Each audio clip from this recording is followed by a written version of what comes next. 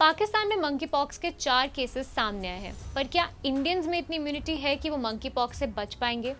मेरा नाम है ध्वनि और आप देख रहे हैं एनबीटी लाइव।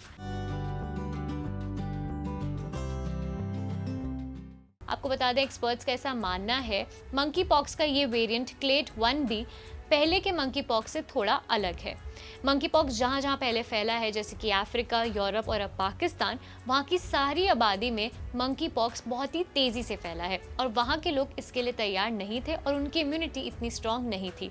सिमिलरली भारत के लोगों की भी इतनी इम्यूनिटी स्ट्रांग नहीं है। ऐसा इसलिए है क्योंकि 10 साल पहले स्मॉल पॉक्स की वैक्सीनेशन भारत में डिसकंटिन्यू कर दी गई थी, जिसकी वजह से हर किसी को वैक्सीनेशन नहीं लग पाई है। इस वजह से अगर किसी को वैक्सीन लगी है तो उनके लिए ये वैक्सीन प्रोटेक्शन का काम कर सकती है, पर ऐसा भी ज़रूरी नहीं है क्योंकि कुछ केसेस में एज, जेनेटिक्स और आपकी वैक्सीनेशन हिस्ट्री भी मैटर करती है कि आपको मंकी पॉक्स हो सकता है या नहीं।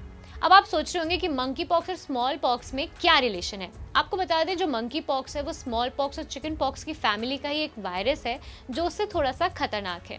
इसी के साथ साथ ये ह्यूमन टू ह्यूमन ट्रांसफर भी हो सकता है या फिर इन्फेक्टेड पर्सन के छाले में से निकले हुए पानी के अगर आप कांटेक्ट में आ जाएं तो तब भी आपको इन्फेक्शन हो सकता है। ऐसे ही इन्फेक्टेड पर्सन के साथ सेक्सुअली कांटेक्ट में आकर भी मंकी पॉक्स फैल सकता है। आपको बता दें कि कुछ लोगों को ऐसा लगता है कि शायद मंकी पॉक्स कोविड की तरह हवा में फैलता है।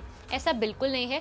मंकी पॉक्स सिर्फ स्किन टू स्किन टच होने पर ही फैलता है। इसीलिए ऐसे टाइम में सीडीसी ने कुछ गाइडलाइंस दी है जिससे आप अपने आप को बचा सकते हैं। सबसे पहला पॉइंट ये है कि आप कोशिश करें कि आप ऐसे किसी भी पब्लिक एरिया में, रेव पार्टी में या फिर क्लबिंग में ना जाएं जहाँ पे आपकी बाकी लोगों से स्किन टू स्किन टच हो सकते हैं। ज़्यादा क्राउडेड एरिया में जाने से आप बचें। कोशिश करें कि अपने आसपास आप बहुत ज़्यादा हाइजीन मेंटेन कर रहे हैं, साथ ही अपनी पर्सनल हाइजीन का भी पूरा ख्याल रखें।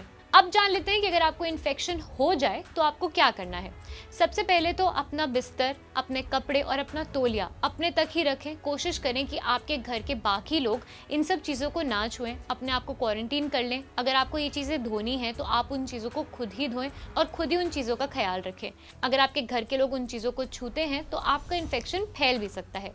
साथ ही कोशिश करें कि आप अपने खाने पीने का पूरा ख्याल रख रहे हैं क्योंकि इस टाइम में आपकी इम्यूनिटी स्ट्रॉन्ग होना बहुत ज़रूरी है। साथ ही कोशिश करें कि जब आप क्वारंटीन हैं तो आप अपनी मेंटल हेल्थ का भी पूरा ख्याल रख रहे हैं और अपनी पर्सनल हाइजीन भी पूरी मेंटेन कर रहे हैं। अब आप सोच रहे होंगे कि क्या एक बार मंकी पॉक्स होने के बाद वापस से हो सकता है? तो आपको बता दें कि ऐसे केसेस देखे गए हैं कि एक बार मंकी पॉक्स होने के बाद वापस से रीअकर पेशेंट्स में हुआ है। तो इसलिए ज़रूरी है कि आप अपनी हाइजीन मेंटेन करें और अपने हाथों को बार बार धोते रहें। आपको बता दें, एक्सपर्ट्स ऐसा भी मानते हैं कि इससे ज़्यादा घबराने वाली बात नहीं है क्योंकि ज़्यादातर केसेस में मंकी पॉक्स का इलाज हो जाता है और इससे बहुत ही कम मौतें देखी गई हैं। ऐसी ही वीडियोस के लिए आप एनबीटी लाइव को सब्सक्राइब करें और हमें कमेंट सेक्शन में ज़रूर बताएं कि मंकी पॉक्स के बारे में आप और खबरें देखना चाहेंगे।